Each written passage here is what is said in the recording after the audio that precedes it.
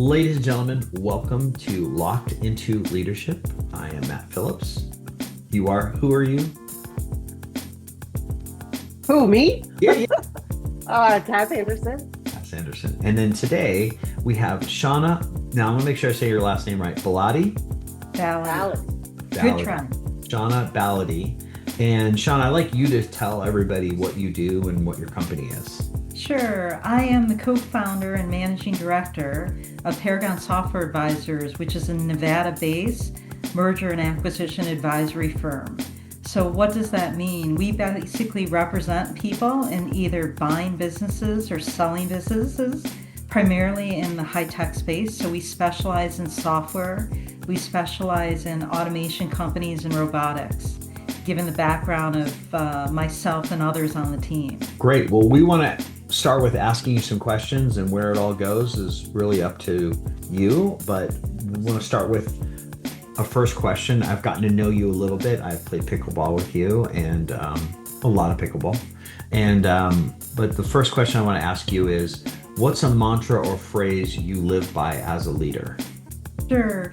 Our business at Paragon is all built on referrals. So at the end of the day, in order for us to survive, we need to always take care and put the customer first. Because in order for us to generate future business, the prospective customers always say, hey, we want to talk to referral and someone you work for. And so we need to make sure that we deliver to them. Because if we don't, then we aren't going to survive and continue on. Okay. So at least for our company, I would also like to add, having served, 20 years of my life in the corporate world with big companies like GE and Schneider Electric and Rockwell Automation, which are all Fortune 500, if not Fortune 100 companies. The motto that I, in such a large population like that, ran by was, you need to make your boss look good every day. And I know that sounds a little like brown-nosing, but at the end of the day, no one, as you know, in a company works as an island. You have to work with other people. It's really important, especially if you run in an issue, that you have an ally that you could turn to, who's usually your boss, that should be advocating for you. And also, if you want to rise up or expand and develop within the company, you've always got to get your boss's approval. So what I found was, making your boss look good, and then they in turn look good for their boss. They're happy to reciprocate down the road, and it served me very well through my career and provided a lot of opportunity for me. A lot of reciprocity, it sounds like. Exactly. That's amazing. I think that's great advice. And, it goes along with the winning mentality. You're helping someone else win, and that is helping you win. Right? So I love that. So speaking of that journey, you started out, we're in Fortune 500, even 100 companies, and now a company who helps other companies with their M&A journey. So tell me about a defining moment for you in your career. Okay. So I'm going to bring you way back to when I actually started, I guess, my career at the tender and naive age at 16. I remember when I went to get my first job, given that I like to shop, I was told I could not work in retail. So I actually got a job at Wendy's. And people kind of laugh, but when I tell the story and mentor different people, I told people that I went to work at Wendy's when I was in high school. And it actually was a very defining moment for myself. And a former colleague of mine who actually rose up to be a CEO of a Fortune 100 company himself, we actually share the story. And the reason why I point that out, our location was kitty corner from Motorola. It was crazy during the lunch hour. We were wrapped for 2 hours with cars nonstop.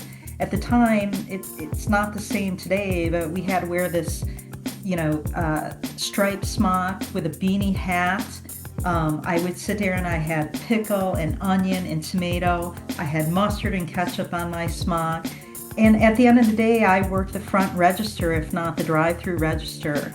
And during my shift, I had to turn around and be very humble and serve the customer. Despite the fact that I smelled like a hamburger, I was sweating because it was so hot. And at the end of the day, I said, you know what? Eventually, I know I'll evolve beyond this point, but it was a very humbling experience that at the end of the day, regardless of the situation or the frustration, You just need to get the job done. And you need to serve with other people and energize them to be able to deliver. And so I know that may seem a little bit odd that a job at Wendy's, but I can tell you when I look at that and some of the values that I learned and how hard some people worked and the teamwork that we had and the integrity of the people, at least the crew that we worked with at the location I was at, it was a very defining moment that has served me well today. Amazing. I mean, I think that what I hear you bringing out of the Wendy's situation is teamwork. Is that right? It's teamwork, it's communication, no ego. At the end of the day, you got to deliver a fast food meal to customers. Right. It's a pretty simple thing.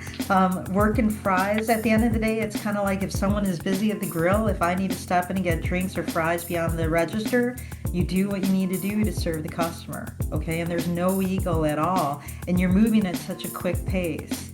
So the good thing coming out of that is I can make one hell of a hamburger. I am a very Right. good multitasker. I I'm believe good that. at communicating and collaborating. So again, it's a lot of the fundamentals you need in order to succeed, and have a very fruitful and happy career.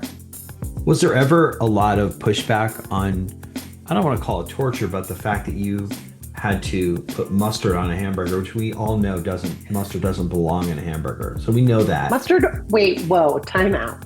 Only mustard belongs on a hamburger.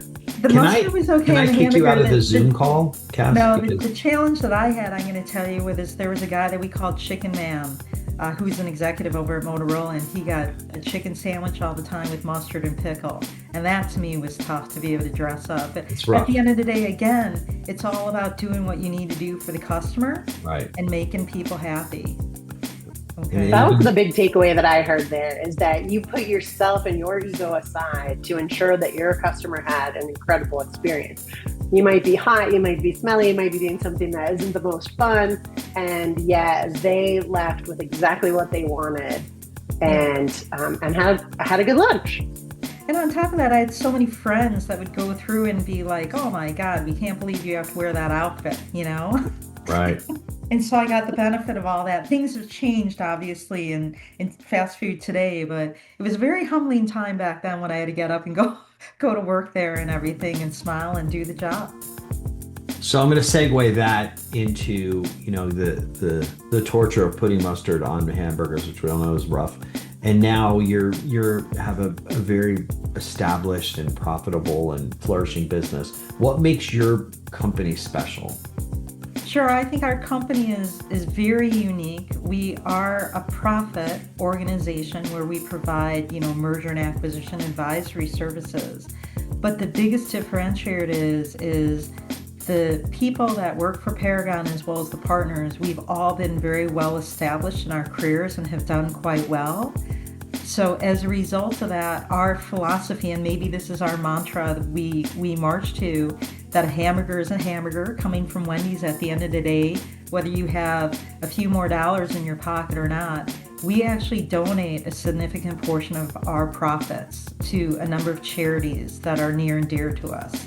So I have a daughter that came out of the U.S. Naval Academy that's training to be a pilot. We give money heavily to vets. We give money to, I have a special needs son that has autism, so we donate to Canine Companions. And of course, we support my dear friend Matt here in an upcoming event for HopeLink of Southern Nevada for a pickleball event that they're hosting at Chicken and Pickle. Yeah, So, you've been extremely generous, and everything you're saying, it's just nice because I've experienced firsthand that your company has been very generous to the nonprofits that I work with. Yeah, and I'm going to tell you, it's wonderful for us to be able to say to clients, especially people that are selling their business, they put sweat equity in for 30 or 40 years or even multi-generation. We could reduce our fees down because we aren't necessarily looking to stuff it in our bank accounts, but we're looking to play it forward and give to the community, give back to the community. Our clients love the fact that we're like, hey, by the way, in doing the deal with us, this is who you help to support.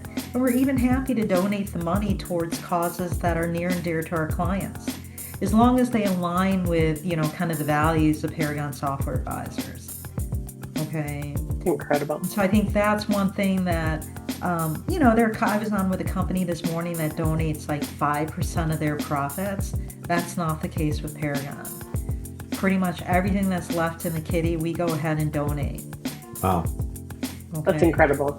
And I could tell you, I think, it's at the end of the day, you really don't need that much to be happy in life, but this gives us even greater happiness to be able to have an impact.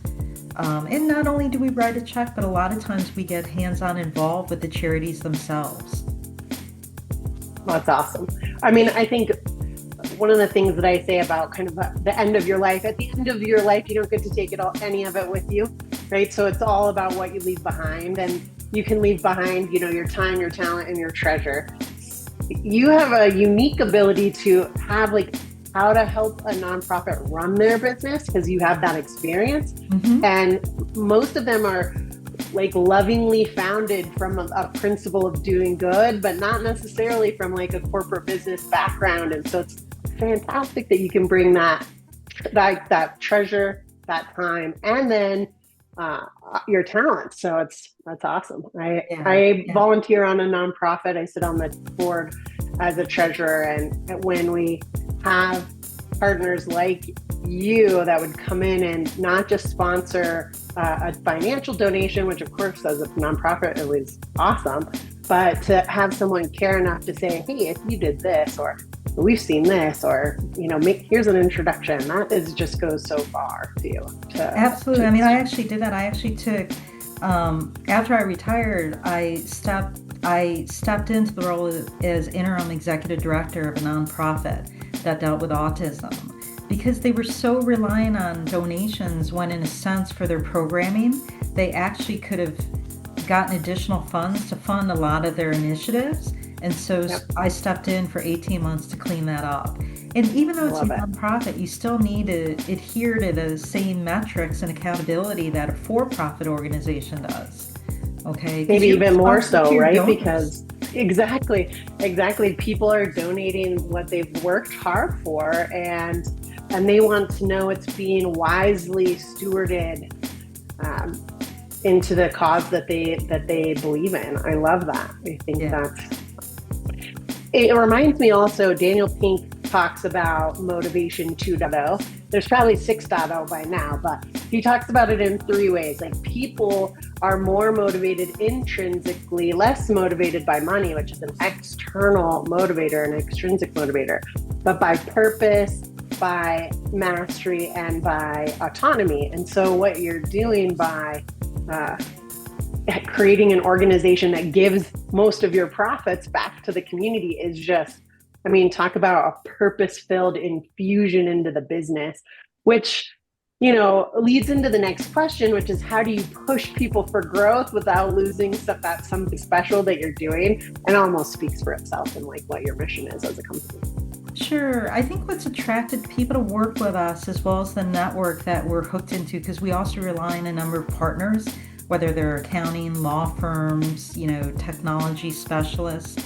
We're very true to our guiding principles in terms of what we march to every day. And I think, and this goes to the whole integrity thing, the one thing people will tell you is I'm very true to my integrity. I never will jeopardize that. I'm very true to the guiding principles in helping entrepreneurs realize, I think, the monetization and the outcomes that they want when they sell the business.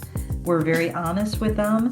And I think as a result of that level of transparency and honesty, people want to work with you. They want to help you. And also it motivates them because it's doing good at the end of the day. Okay. That's right. We aren't pretending. We aren't lying. You'd be surprised how many people feel like they need to march to a certain drum beat just to kind of feel that they're part of a certain group. That's not how we are. And remember, we aren't motivated by money because we're donating. So that's where we can stay true to who we are and never jeopardize on our principles. I love it. It's incredible.